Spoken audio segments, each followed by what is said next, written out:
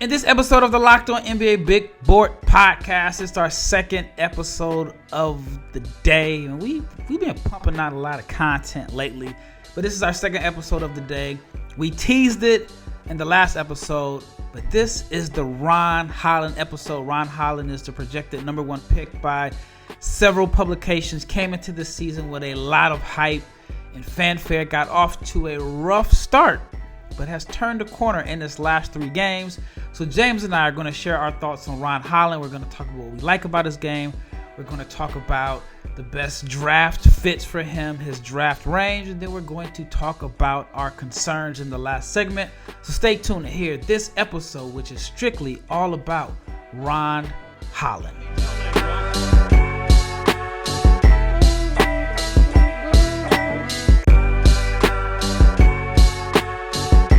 Big shout out to each and every person that has made the Locked On NBA Big Board Podcast your first listen of the day. I'm your host, Rafael Barlowe, the director scouting for NBA Big Board. To my left, to my right on camera is my brother, James Barlowe. Thank you again for making this your first listen of the day. I don't care if it's your second or your third. I appreciate each and every listen. Also, if you're not subscribed to the YouTube channel, please subscribe, share, like, comment. That is the best way to help us grow this channel. All right, in the last episode, we did a weekend recap, and we mentioned Ron Holland off to a slow start in a sense. Not necessarily like crazy slow, but just inefficiency was plaguing him in his first, I want to say 5 games, but then the last 3 games, he's really turned it up. So we're going to share our thoughts on Ron Holland. First, coming into the season, what were your thoughts on Ron Holland, and what did you want to see from him? I remember when we first started, I mentioned that, I told you he was a better prospect than Justin Edwards. You didn't agree with me. I think you're in agreement with me right there. But Ron, I had him 2, I guess you could say, early on. I feel like he's dropped, but I'm pretty confident into what I see in him, what I'm seeing from him. But like I said, I think he's a top 5, 6 pick. It's going to depend on, how much a team loves him. So you're saying that he's dropped. Has the last 3 games where he's averaged 29 points, has that helped get him back up some? Or like are you more so weighing the first 5 games over the last 3? It's not even a production thing. I mean, the production is great. Don't get me wrong, but it's more so, it's more of him doing the same thing that he always does. So let me tell you, I want to see, playmaking and improved, 3-point shooting from him. And you're not getting the playmaking from him, but you're getting a more efficient version of who he is, which is downhill driver, offensive motor out of this world, elite first step, somebody trying to create a shot for himself every trip down the court. So it's not a negative, but he's just reiterating my thoughts and ideas of him. Now, again, it's great to see him being more efficient and the productivity going up. Those things are great, but I see the same person, same player that I've seen since evaluating him as a prospect. All right, so for the season through 9 games, he's averaging 17.8 points, 6.3 rebounds, 2.2 assists, a little under a block per game, 1.9 steals, 4.1 turnovers. He's shooting 47.8% from the floor, 20% from 3, and 57% from the foul line. I will add about the free throws. I do not like this 1 counts as 2. Because if you miss 1 free throw, it counts as missing 2. Yeah, but if you make a free throw, it boosts your points. But it's if you go, I don't know. I mean, I guess you can look at it from that end, but I think the free throw numbers may be a little skewed in a sense. That's fair. But I mean, it's not like it's I don't know. I mean, 57% from the foul line, even though that has come up, because at one point, maybe about a week ago, it was like 40%. Mm-hmm. But I want to give you his numbers from his last 3 games. Go ahead. 29 points per game, 7 rebounds, 2.7 assists, 3 steals, 1.3 blocks, 57% from the floor, and 37% from 3. The 37% from 3 is kind of misleading in a sense because he went 3 for 4 one game, 0 for 0 the next game, and then he went 0 for 4. So those numbers are a little bit misleading. But from the foul line, he was 2 for 3, 5 for 5, and 2 for 3. So he's played well the last 3 games. I watched the film. It's, like you said, it's the same stuff in a sense. It's aggressive, hard right drives to the rim. Even though the game against South Bay Lakers where he hit 3 or 4 from 3, that was a game where you're like, okay, he's letting it fly confidently, had some off the dribble. The shot looked good. Mm-hmm. That's like the Ron Holland where you're like, if he can do that consistently, then I don't see why he wouldn't be or the top pick. But, I mean, I don't know if he's ever going to go 3 for 4 from 3, or I don't expect that to be consistent in a sense because prior to that he only made 2 threes in the first 6 games. But if the shot translates, like if he gets better and becomes a better shooter throughout the season, do you think that could make him the number 1 pick? Let's say if he gets to about 35% from 3. In my eyes, him shooting 35% from 3 would not make him the number 1 pick. Just because, I mean, it helps that he's making catch and shoot shots, but ultimately, his feel for the game is just not where I would want it to be, personally. Again, on my mock, I got him maybe 5 right now. Okay. And the 5 is not bad. Mm-hmm. It's the allure of being the number 1 pick. I'm not caught up in that. I just want to see him, long-term develop some more skills. But him shooting 35% from 3 would be awesome. But ultimately, he's a volume scorer through and through. Even in these games, for as many drives per game he has, he's getting to the foul line once, twice. So it's 2.9. 2.9, and how many field goal attempts? 15 field goal attempts per game? Yeah. That's the definition of a volume scorer right there. So it's when he goes, I don't know, 4 for 14, he scores what? 8 points, 9 points? It's I would give him 10. 10. Okay, so you scored 10 points on 14 shots, and you're not creating plays for anybody else. Those are my concerns with Ron. The productivity is great. It's just not efficient, and it's how he's getting it that kind of makes me a little cooler on him. But I mean, I still like him as a player. Yep. So we'll save the concerns for the last segment. What are your thoughts on him being 18 years old and how that is related to his field? Because I actually had a scout tell me he's a smaller Jonathan Kuminga, and his exact words were he's smaller Jonathan Kuminga. If Jonathan Kuminga is your best player or your first or second best player on a team, you are going to struggle because their feel isn't there. What are your thoughts on that? I get what he's saying, and like I said, I agree, and that's why I don't have him number 1. I don't think his feel for the game is particularly great, and in this setting, they're just telling him to go hoop, right? So he's just going to keep doing what he's always been doing, which is, let me get to my right hand. I'm getting to my right hand. I'm going to out-athlete everybody. And again, I'm not arguing the production. He's a great finisher in the paint. I want to say he's at 60-something% at the rim. That's great. And even at 18, the physicality doesn't bother him. He's playing with grown men. Those are pluses. But I just want to see a better feel for the game. And I get the Jonathan Kuminga comparison. I have a little bit better, I guess it would be more positive for the pro Ron Holland crowd out there. But I get what that scout says. Yeah, I've heard some wild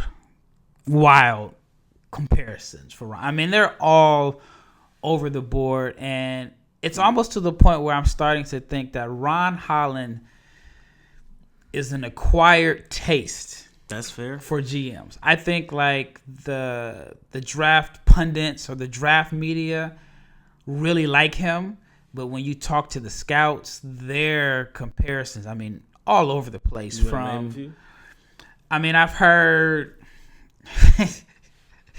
some of them are I've heard Jerome Junkyard Dog Williams with more upside. That was probably the funniest one. The funniest one. But I've heard Jerome Junkyard Dog Williams with upside. I've heard maybe he can be a Sean Marion type. That's cool. I've heard one scout was just he said that, and this is bad. He said he could be MKG, Michael Kidd Gilchrist. I've heard I've just heard some pretty interesting. I mean, a wide range of things. But the most consistent thing is that everyone says, hey, we love the athleticism. We love the energy, the competitive fire. It's just a matter of can we add on to that, and then what will his role be? All right, when we return, I'm going to have James go over his scouting report on Ron Holland. I'm going to share my scouting report. We're going to talk about, we know his draft range, but we're going to talk about fits and how that could play a role in his success. And then we're going to talk about our concerns. Right, I know we come to sports to escape the realities of real life. It's just something that a lot of people do. And we are living in a crazy time. So I just wanted to talk to you for a minute about preparing for real life. Now, according to the FDA, pharmacies are running out of antibiotics right in the middle of a flu season that is expected to be one of the worst in a decade. And I can't imagine feeling helpless, or if my wife or my son got sick while a supply chain issue kept them from some medication that they needed. And thankfully, we'll be okay because of Jace Medical. The Jace case is a pack of 5 different antibiotics that treat a long list of bacterial illnesses, including UTIs, respiratory infections, sinusitis, skin infections, among others, which could happen to any of us.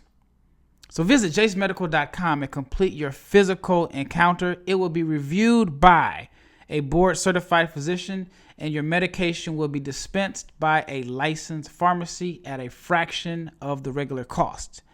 So it's never more important to be prepared than today. So go to jacemedical.com and use the code LOCKEDON, and you can get $20 off your order. That is Jace Medical, JASE medical.com. Locked On has launched, this is so cool to me, the first national 24/7 streaming channel on YouTube. Locked On Sports Today is here for you 24 hours a day, 7 days a week, covering the top sports stories with our local experts and our national shows that will be covering every league. So check it out. We are on the Locked On Sports Today 24/7 streaming channel. So go to Locked On Sports Today. It is on YouTube.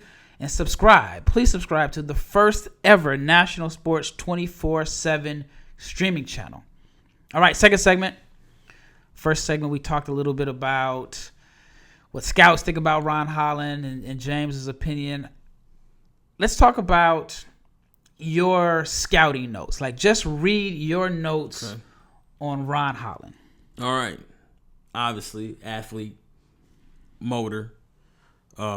Great in transition.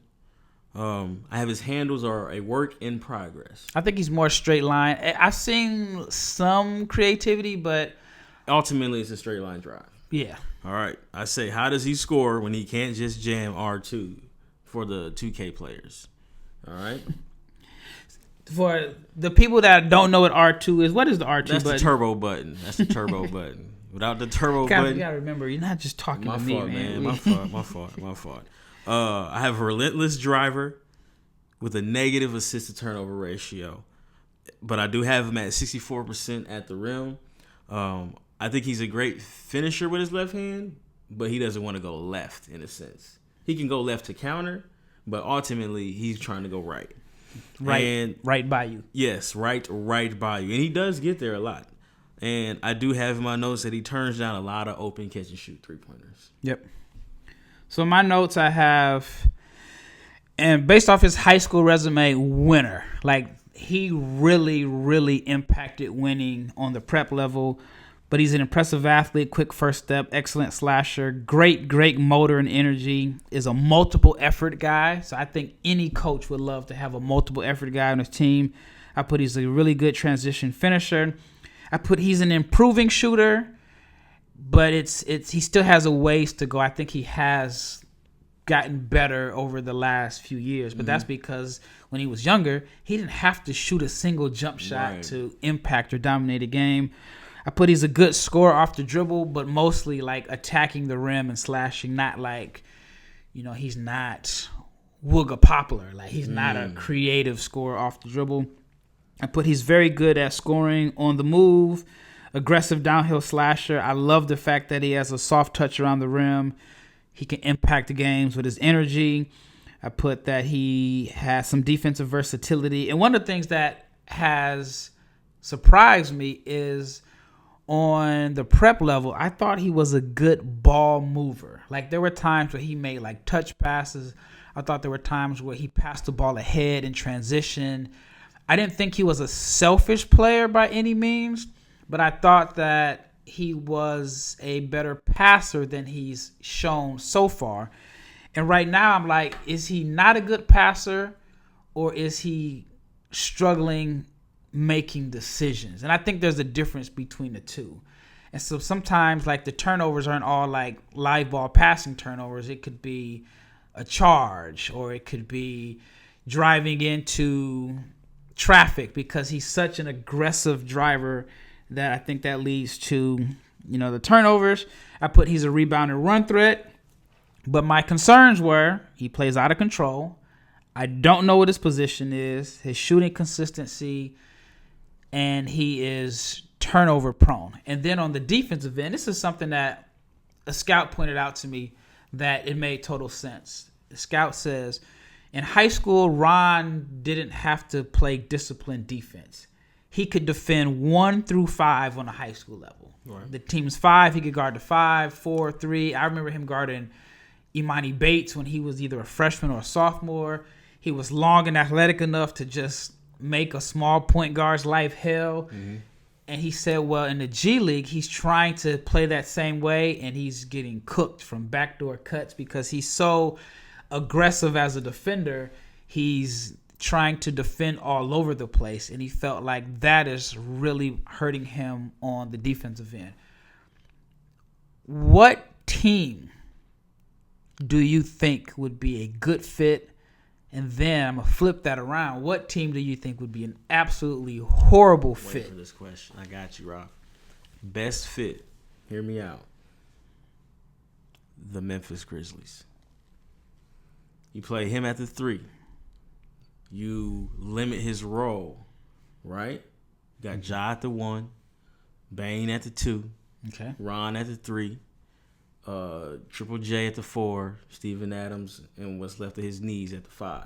Okay. All right, we know Ron's gonna rebound. Now to help out Triple J being a hacking machine that doesn't really rebound, right? But he's a defensive player of the year. You can add that. It should have been Anthony Davis. However, so Ron, Anthony got to play more.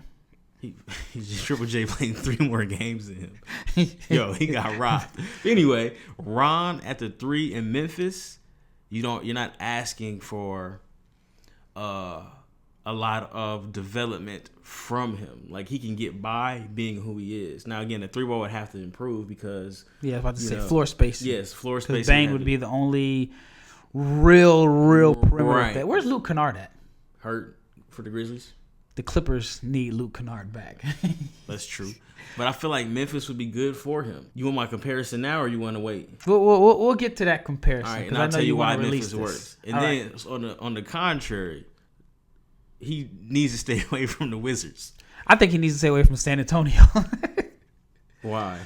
I mean, it's like so much redundancy at that whatever position he plays. I from think he's Sohan to Keldon that's true. Johnson to but I don't think San Antonio would value him and his skill set. Yeah, I mean, I think, well, let's say San Antonio finishes, I don't know, number 3, right? And let's say Sar goes 1, and let's say the Wizards are 2, or the Bulls, and they take Kyrie. I'm just throwing it out. And San Antonio has a 3rd pick. I mean, who did they go with at number 3? Did they go with like Toppage. Or I'm going with Toppage. I no disrespect to Ron. I just don't like him in San Antonio. I don't either. I think it would be an absolute ugly fit. I don't like Ron in Washington either, because I don't feel like, I'm not hating on the player development. I just don't feel like it's a new staff though. It's a whole new front office. I'm not hating on the front office. I just don't think how he plays is gonna be good for a bad team, or a team that's young and trying to a rebuilding team. I think him in a rebuilding situation won't be best for him, if that makes sense. So how do you feel about him with the Ignite? Because the Ignite it's almost the same exact situation he would be in if he goes to a bad team. So what do you see him doing with the Ignite? It's not, and I'm not blaming him, but it's not winning basketball, right? You're asking him to be your best player without a defined skill set. So your best player, his best attribute is his off the muscle scoring. Do you think playing hard is a skill? I'm to the point now. I think playing hard is a skill, and I think right now that is his best skill set. And I think one of the reasons why some people may be high on him is because they may say, all right, he has the athleticism. He has, a great motor, which is something that you can't teach. If we can just develop everything else, we might really have something there. I get that, but to me, like, feel for the game, ball handling, pace aren't things you just pick up at 18, 19. Yeah. Like, it's hard to do. Like, those guys who handle the ball, who have great pace, great feel for the game, they've been handling the ball since they were little kids. Yeah. So it's like, I get, a lot of people think that the player development program, you just sprinkle some sauce on the dude and he becomes this great player. But a lot of it just doesn't work that way. Yeah, it's up to the player too. And it's very much so up to the player. So again, like in this situation with the Ignite, they're using Ron to his strengths. And I just don't know if his strengths are what you want, like you had mentioned before, or Scout had said, from your first or your second best player. Before we go into the last segment, they have to use him to their strengths, to his strengths. Number one, because he is the face of their program, their Ignite. I've had scouts say that they feel like because he was the marquee name on the Ignite, because he is projected so high, he thinks that it's put too much pressure on him to where they don't think it's good, I should say. They don't think that the development for him is good because there's so much pressure on him to live up to the expectations when he's really transitioning from being a 4 in high school to trying to play the wing, and the fact that he's only 18 years old. So the scout says he wishes that they kind of tone things down on him because he's young, he's a work in progress, and because he may get drafted high, the expectations are going to be so high as a rookie to where if he gets off to a slow start, then it's going to lead to a bunch of criticism. That's why I like him in Memphis, though.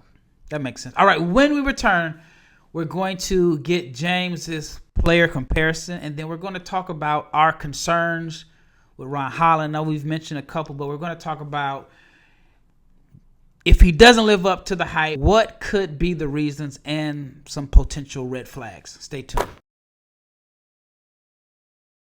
As the weather gets colder, because it is definitely getting colder, the NFL deals are hot on FanDuel. And right now, if you are a new customer, you can get $150 in bonus bets with any winning $5 money line bet.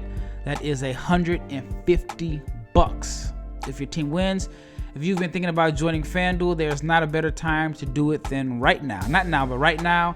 And the app is so easy to use. There's a wide range of betting options, including spreads, player props, overs, unders, and more. So visit FanDuel.com/lockedon and kick off the NFL season. FanDuel, the official partner of the NFL and Locked On. All right, last segment. Let's just get it out. Let's just get it out there. I know you've been sitting on this comparison. I'm going to give you some time to explain it. All right. Who is your James Barlowe? Barlowe. Who is your player comparison for Ron Holland and why? So many people have player comparisons, but they can't explain why.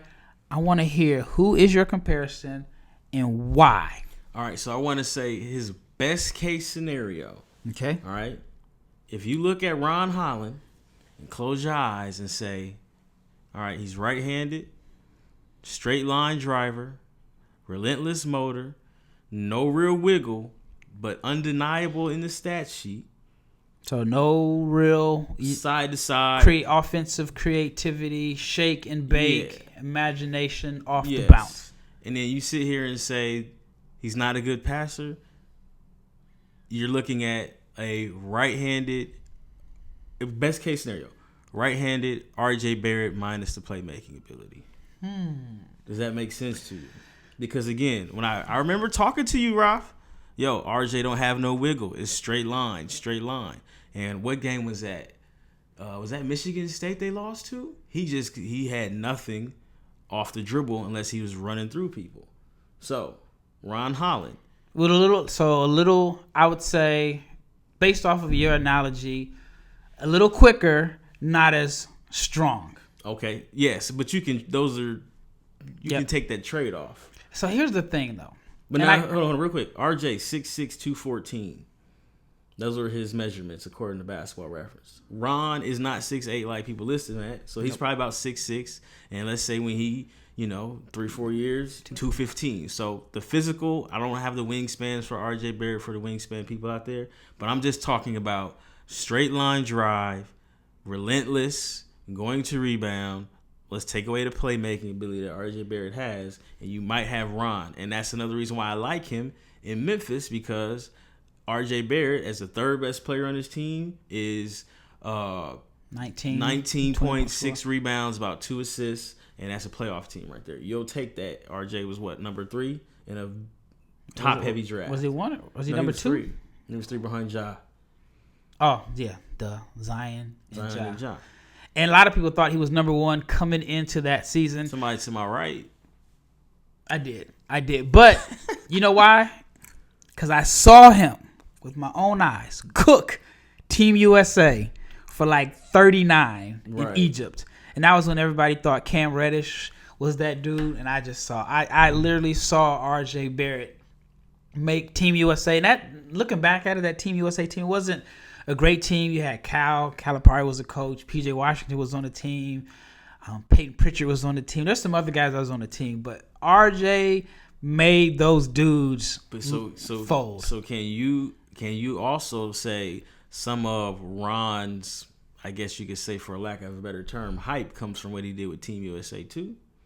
Or that international competition? Yeah, and just he won so much at Duncanville. So he had, Duncanville. But Duncanville's winning regardless. Powerhouse. Yeah. But so that's fair. I feel like if you get RJ Barrett without the playmaking from Ron, I think you would take that. You'd gladly take that. Now RJ was, correct me if I'm wrong, his first couple years were frustrating for Knicks fans. Knicks fans are always frustrated, but they were frustrating because they don't even like Julius Randle. Man, exactly. But it was frustrating because he was drafted ahead of Zion and Ja, but behind them. Or behind them in that same draft. But now that you see RJ as a third option behind Brunson and Randle, you're cool with what he's giving you.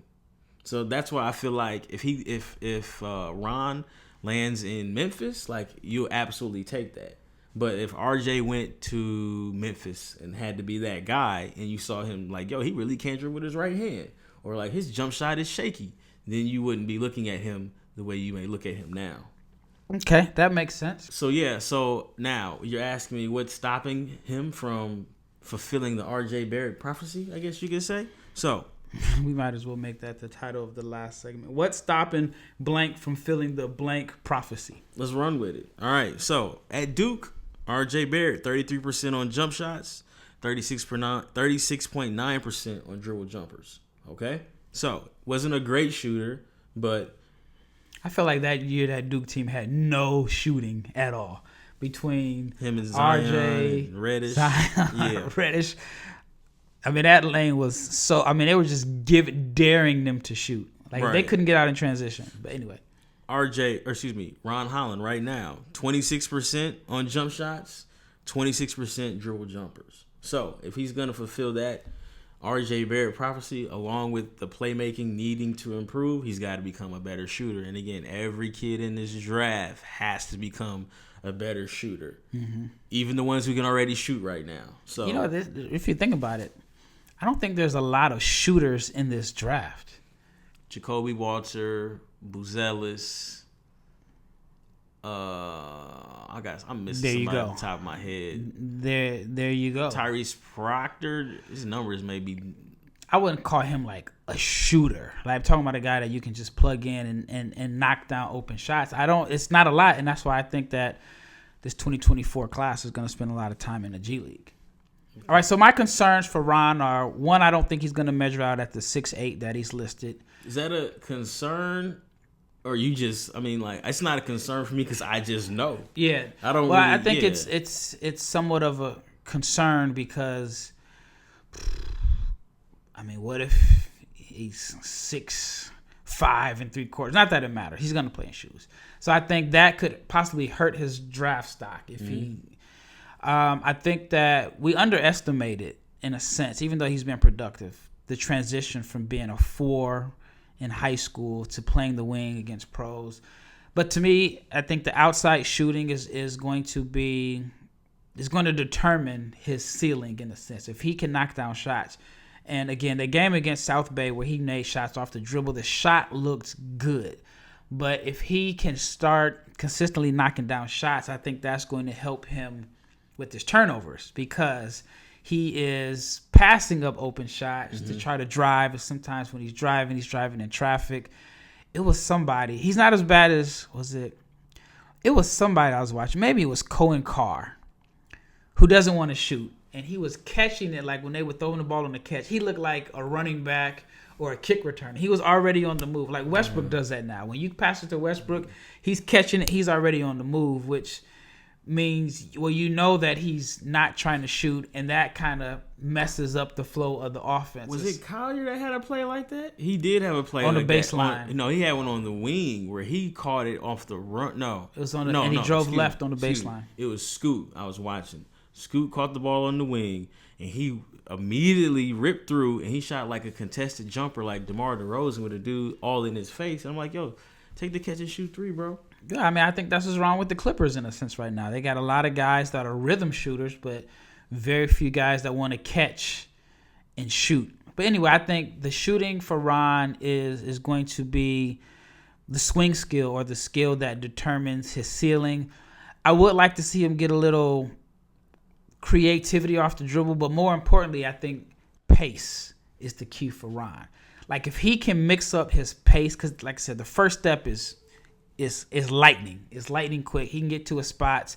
But I think because teams are going to start scouting him and they know that you can speed him up, I would like to see him kind of mix it up. But it's rare to see someone that fast have pace, because they can usually get where they want to go. Yeah. So when you talk about the Grizzlies, I'm thinking Ron and Ja. Like on one hand, that's going to put a lot of pressure on them. They're going to be beating each other down court in transition. Right. But I wonder, how many teams would, give them hard closeouts and just make them finish in traffic at the rim. And I think that's one of, Ja Morant on the court is great. But I think one of the reasons why he gets so nicked up all the time is because he's kind of slim. And teams are just trying to they want him to go to the rim and finish in traffic, but he's trying to dunk everything. But that's a whole different subject. That could be a very interesting fit, but I just wonder spacing the floor, and in the playoffs, how would Well, I mean, they're a playoff team, right? Yep. When everybody's healthy. So it's like, I don't owe you a rookie minutes in the playoffs. We'll just start Marcus Smart. You know what I'm saying? So it's like, in the short term, regular season. They're a playoff team if or next season, not this season. Yeah. This season. So next season they're a playoff team, right? Obviously, because if they're healthy, they're a playoff team. So you can get away with bringing Smart off the bench, but come playoff time, absolutely Smart is closing over Ron Holland if he's drafted to Memphis. Well, that wraps up this episode on Ron Holland. Once again, thank you to listener for making Locked On NBA Big Board your first listen of the day. Share your thoughts on Ron Holland. Who do you think his player comparison is? What team would you like to see him go to? What are your overall thoughts on Ron Holland? Be sure to hit us up on YouTube, or you can follow us on Twitter. If you're watching on YouTube, you can see our Twitter handles here. Once again, it's Rafael Barlowe with my brother James. This is the Ron Holland episode, and we are